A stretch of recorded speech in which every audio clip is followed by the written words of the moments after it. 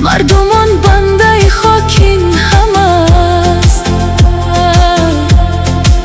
همه یک سونه همه یک ببینین. این چی کار است هر روز کنی؟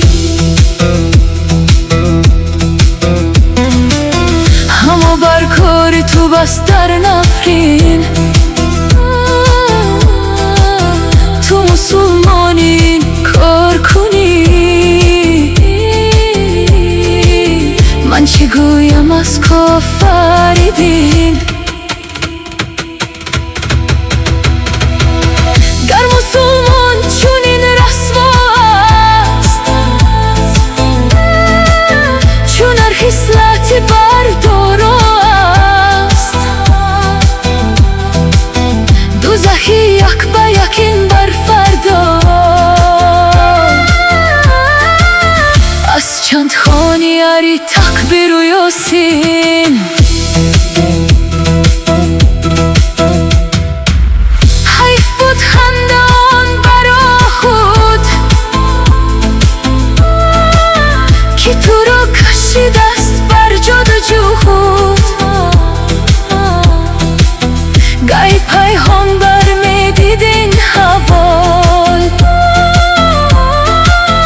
وای بر احوال تو این کمیلین.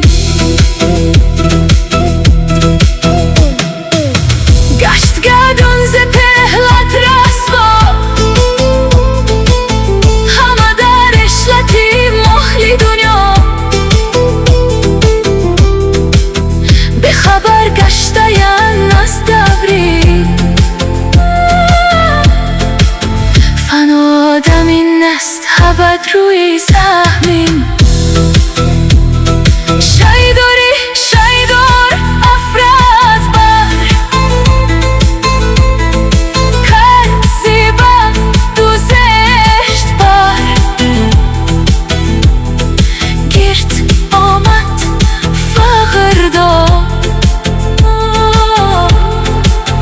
روز حساب هست بیدان. نست فرصت با